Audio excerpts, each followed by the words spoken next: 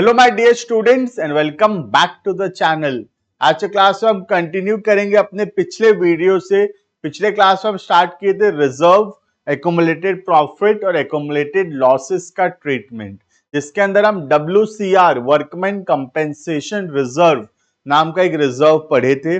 आज हम उसी वीडियो को कंटिन्यू करेंगे और पढ़ेंगे एक नया reserve called as the investment fluctuation reserve.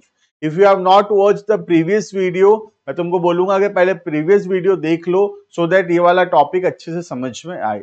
Channel में नए हो तो सब्सक्राइब कर लेना चैनल को।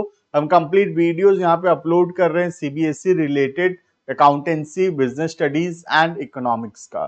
अगर तुम डिस्क्रिप्शन चेक करोगे, डिस्क्रिप्शन में एक ऐप का लिंक है, उसको डाउनलोड करो, रजिस्टर करो। वहां पे बहुत सारे videos, notes and other contents available होंगे। राइट, स्टार्ट करते हैं वीडियो को। आज का पहला टॉपिक है इन्वेस्टमेंट फ्लक्चुएशन रिजर्व, जिसको शॉर्ट फॉर्म में IFR भी बोला जाता है। तो देखना IFR होता क्या है। आज हम जो इन्वेस्टमेंट किए हैं, हो सकता है कि वो इन्वेस्टमेंट का वैल्यू जो है वो कम हो जाए। आज जैसे मैं किसी कंपनी में शेयर्स खरीदा हूं, सपोज मैं रिलायंस में शेयर्स खरीदा हूं 2 लाख रुपए का। ये 2 लाख रुपए का जो मैं रिलायंस का शेयर्स खरीदा हूं, अब मुझे डर है कि ये रिलायंस का शेयर का वैल्यू कम हो सकता है, और अगर रिलायंस के शेयर्स का वैल्यू कम हुआ तो मुझे लॉस हो जाएगा। और इस लॉस को कवर करने के लिए मैं जो रिजर्व बनाया हूं, that reserve is called as investment fluctuation reserve. Clear है? तो सपोज ये बैलेंस शीट है और बैलेंस शीट में हमारा इन्वेस्टमेंट है,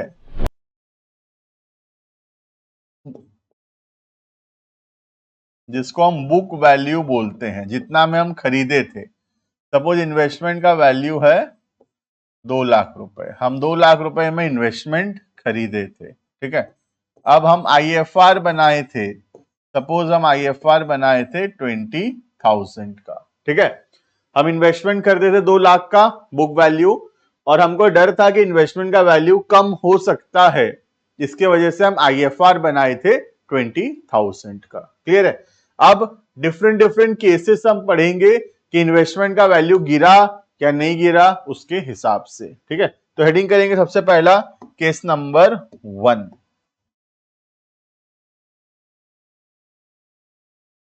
केस 1,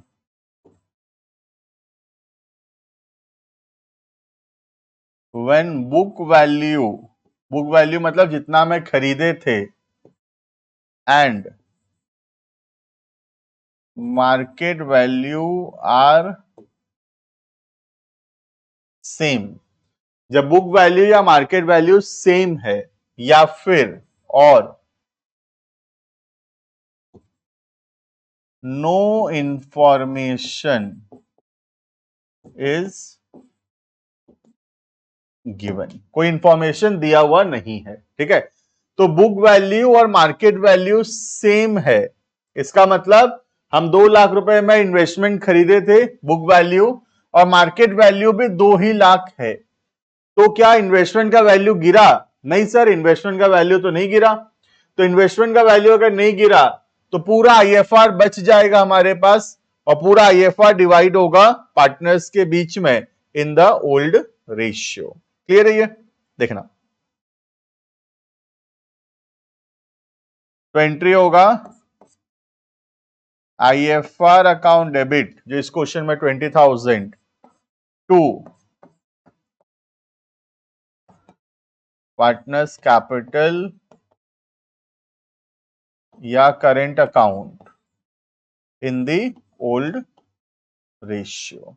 क्लियर है? तो ये हो गया पहला case number 1, when the book value and the market value is same. Book value भी 2 लाख, मार्केट वैल्यू भी 2 लाख, तो पूरा 20,000 का IFR बचेगा और पूरा 20,000 डिवाइड होगा पार्टनर्स के बीच में इन the old ratio. Clear? Next, case number 2।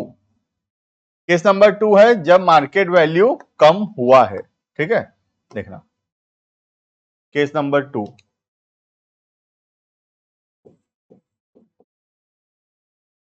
Case 2, when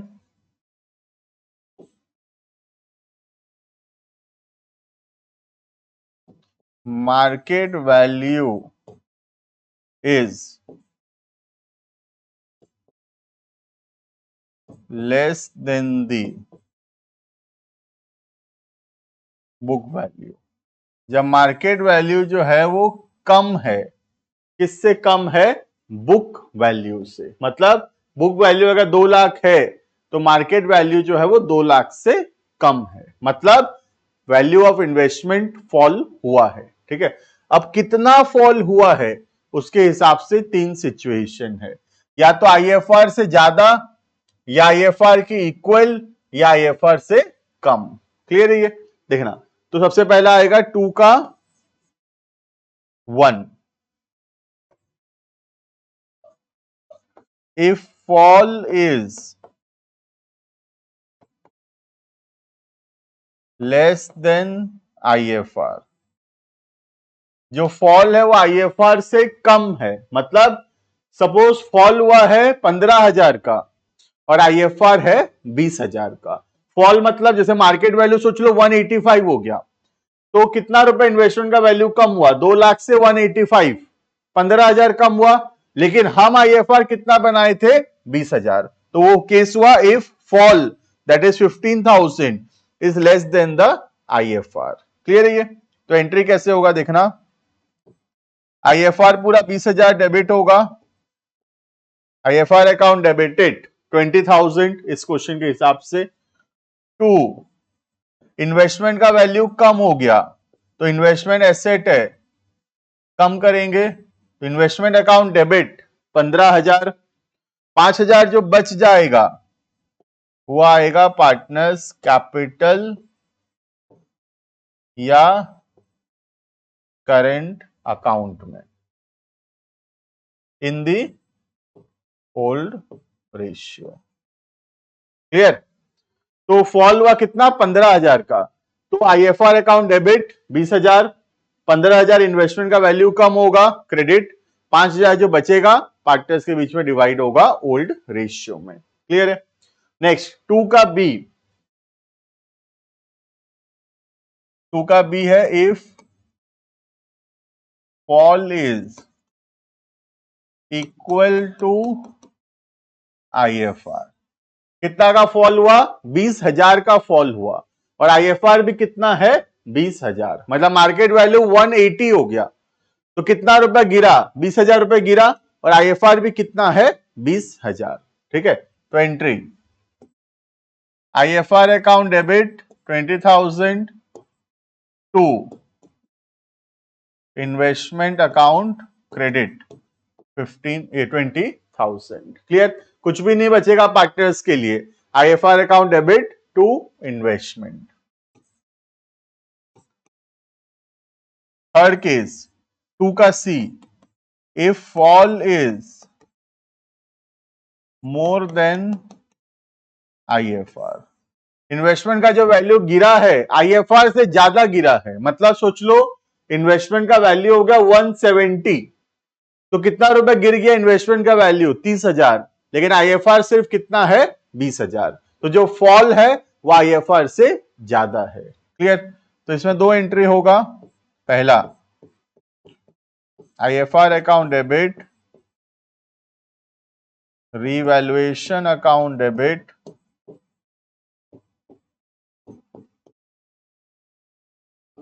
to investment account. IFR debit होगा 20,000, रिवैल्यूएशन डेबिट होगा 10,000, टू इन्वेस्टमेंट 30,000, और उसके बाद रिवैल्यूएशन को डिवाइड करेंगे पार्टनर्स कैपिटल में।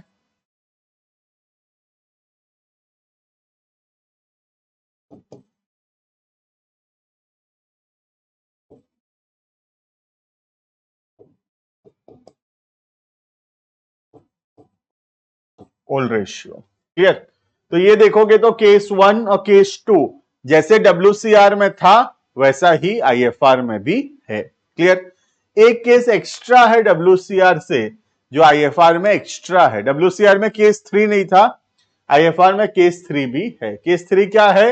हो सकता है मार्केट वैल्यू जो है कम होने की जगह मार्केट वैल्यू इंक्रीज हो जाए, तो वो एक नया केस बनेगा, हेडिंग करेंगे केस नंबर 3। ठीक है, करना।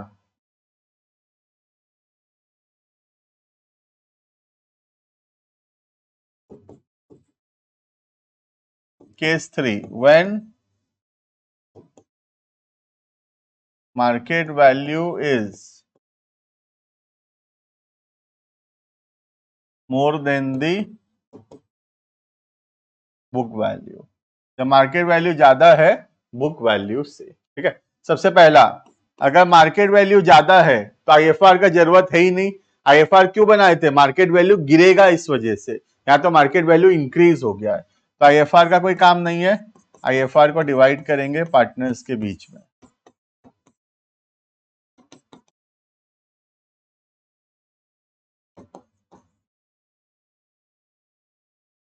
क्लियर? सबसे पहला आईएफआर डिवाइड हुआ पार्टनर्स के बीच में। नेक्स्ट, इन्वेस्टमेंट का वैल्यू बढ़ाएंगे, तो अगर इन्वेस्टमेंट का वैल्यू बढ़ाएंगे तो इस बार इन्वेस्टमेंट अकाउंट डेबिट होगा और क्रेडिट होगा रिवैल्यूएशन अकाउंट। ठीक है, फिर रिवैल्यूएशन को डिवाइड करेंगे पार्टनर्स के बीच में, तो रिवैल्यूएशन पहले क्रेडिट हुआ था, अभी डेबिट होगा और क्रेडिट होगा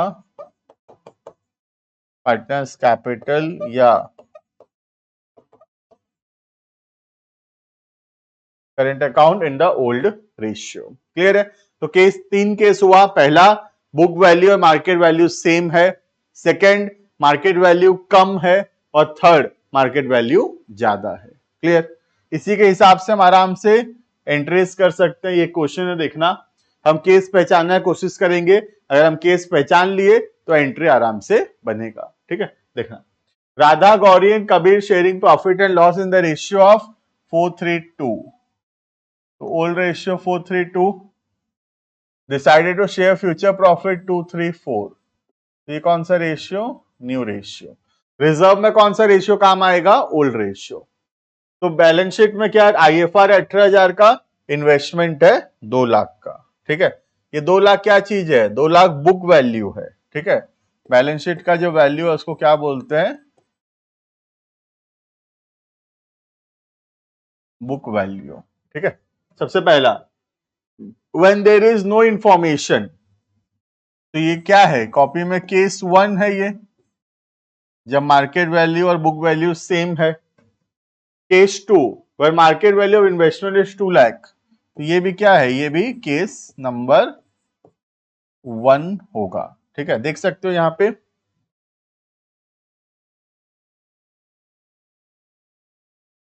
केस नंबर 1 से इक्वल होगा ये, है ना।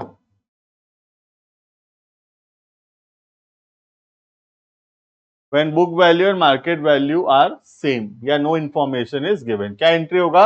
IFR to partners capital in the old ratio. Clear? Next, market value गिरा है, तो मार्केट वैल्यू गिरा है 191 हो गया है ना। तो 191 हुआ है, मतलब केस नंबर 2 तो है ही। अब 2 का कौन सा बिट है देखते हैं। ठीक है, कितना रुपया गिरा? इन्वेस्टमेंट 9,000 गिरा है। आईएफआर कितना है? 18,000, मतलब the fall is less than the IFR, मतलब 2 का ए है ये। ठीक है, नेक्स्ट, इन्वेस्टमेंट का वैल्यू बढ़ा है। अगर इन्वेस्टमेंट का वैल्यू बढ़ा है तो कौन सा केस है? केस नंबर 3 है ये। ठीक है, और लास्ट, इन्वेस्टमेंट का वैल्यू गिरा है, तो इन्वेस्टमेंट का वैल्यू अगर गिरेगा तो केस 2 है। अब कितना गिरा है देखो, 27,000 रुपए गिरा है। 2 लाख से कितना हो गया? 173। 27,000 वैल्यू गिरा है, लेकिन आईएफआर सिर्फ 18,000 का है। ये कौन सा केस है? Fall is more then the IFR, मतलब 2 का सी। क्लियर है ये? अगर हम केस सही से पहचानेंगे तो एंट्री आराम से हो जाएगा। एंट्री में कुछ है ही नहीं, केसेस सही से पहचानना पड़ेगा कौन सा केस का क्वेश्चन है ये। क्लियर है ये? This was all about investment fluctuation reserves. ठीक है, अब आते हैं चैप्टर के, मतलब इस टॉपिक के स्टार्टिंग में। देखना, हम ये टॉपिक पढ़ रहे हैं treatment of reserve accumulated profit and losses. मैं बोला था 2 मेथड है, method 1 and method number 2। Method 1 में हम क्या करते हैं? जो भी रिजर्व प्रॉफिट या लॉस है उसको डिवाइड कर देते हैं। डिवाइड करने का एंट्री होता है, रिजर्व को डिवाइड किए, रिजर्व या accumulated profit to partners capital in the old ratio, और लॉस को डिवाइड करते हैं partners capital to loss in the old ratio. ऐसा करने से क्या होगा, जो नया बैलेंस शीट बनेगा after the change in profit sharing ratio, उसमें रिजर्व, एक्युमुलेटेड प्रॉफिट या एक्युमुलेटेड लॉसेस नहीं आएगा। क्लियर है। सेकेंड एक और मेथड है जो आज हम पढ़ेंगे, वो है कि पार्टनर्स जब डिसाइड किए कि it is not to be divided. Not to be divided का मतलब है जो नया बैलेंस शीट बनेगा उसमें रिजर्व रहेगा, एज इट इज रहेगा reserve, accumulated profit as it is रहेगा, accumulated losses as it is रहेगा। क्लियर है। तो हम पढ़ रहे हैं मेथड नंबर 2, जहां पे पार्टनर्स डिसाइड किए हैं कि रिजर्व, एक्युमुलेटेड प्रॉफिट और लॉस को वो डिवाइड नहीं करेंगे, मतलब उसको बैलेंस शीट में एज इट इज रहने देंगे। क्लियर। कभी भी कोई क्वेश्चन के अंदर पता ना चले कि मेथड 1 करना है कि मेथड 2, तो हम हमेशा मेथड नंबर 1 लगाएंगे। क्लियर है। अब इसके अंदर क्या करना पड़ेगा, सबसे पहला हमको कैलकुलेट करना पड़ेगा नेट इफेक्ट। नेट इफेक्ट का मतलब होता है सारा रिजर्व और एक्युमुलेटेड प्रॉफिट को प्लस करेंगे और सारा एक्युमुलेटेड लॉसेस को माइनस करेंगे, उसको करके एक अमाउंट निकालेंगे which will be called as the net effect. All the reserve, all the accumulated profits are added, all the accumulated losses are to be deducted। Clear है। उसके बाद हम जर्नल एंट्री पास करेंगे। जो एंट्री गुडविल का होता था वही एंट्री होगा gaining partners capital account debited to sacrificing partners capital account. Clear है। अगर नेट इफेक्ट पॉजिटिव है, if the net effect is positive, तो एंट्री होगा गेनिंग पार्टनर्स कैपिटल या current account debited to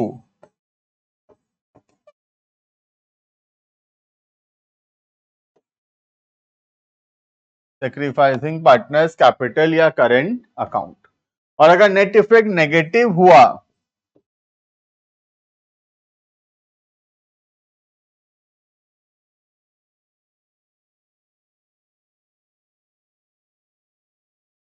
if the net effect is negative, उल्टा entry होगा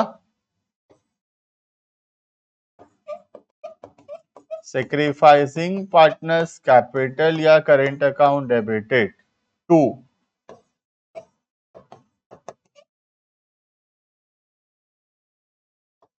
gaining partners capital या current account. Clear है ये। तो नेट इफेक्ट अगर पॉजिटिव हुआ तो gaining to sacrificing, net effect अगर नेगेटिव हुआ तो एंट्री होगा sacrificing to gaining. Net effect क्या होता है, सारा रिजर्व और प्रॉफिट को प्लस और सारा एक्युमुलेटेड लॉस को माइनस, ये करके जो अमाउंट आएगा that is called as net effect. Clear है।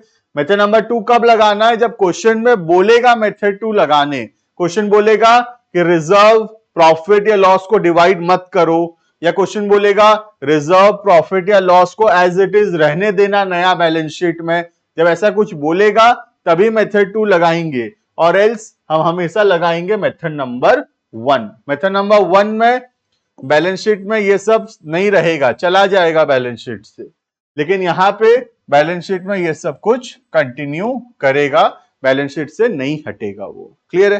देखना एक क्वेश्चन देखते हैं।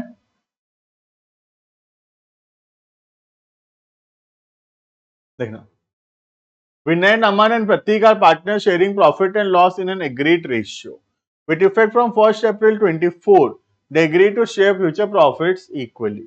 On that date, their balance sheet showed the following. PL का क्रेडिट बैलेंस है और एडवर्टाइजमेंट सस्पेंस का डेबिट बैलेंस। एडवर्टाइजमेंट सस्पेंस हमेशा क्या होता है, डेबिट ही होता है, एक्युमुलेटेड लॉस है।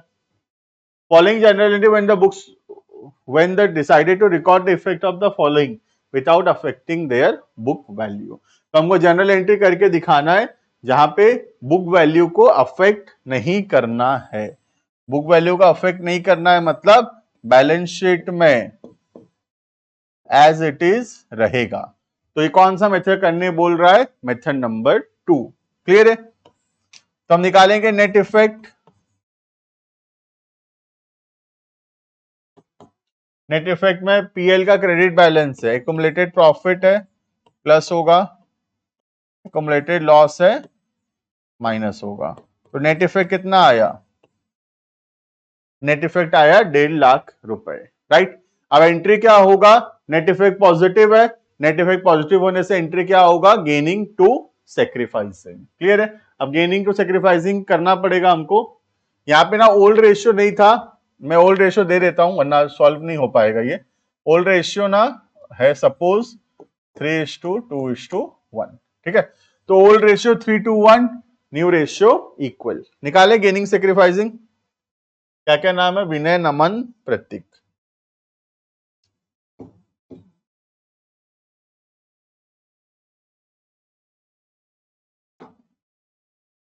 देखना, विनय,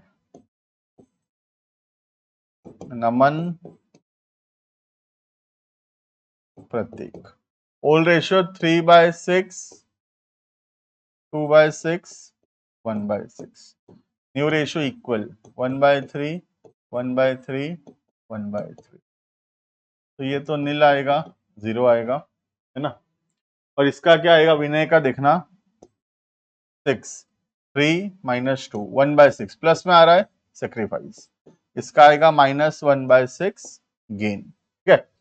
तो गेनिंग टू सेक्रीफाइसिंग होगा, मतलब एंट्री होगा प्रतीक टू विनय। अमाउंट कैसे निकलेगा देखना, 1.5 लाख है तो विनय का अमाउंट होगा 1.5 लाख मल्टीप्लाइड बाय 1/6, 25,000। इसका तो 0 होगा और इसका भी अमाउंट होगा 1.5 लाख इंटू 1/6, 25,000। क्लियर? एंट्री क्या होगा? गेनिंग टू सेक्रीफाइसिंग, ठीक है। तो एंट्री करेंगे हम लोग Prateek capital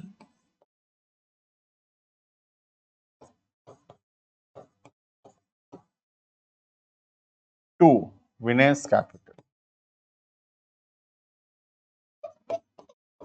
gaining to sacrificing, Prateek gaining, Vinay sacrificing.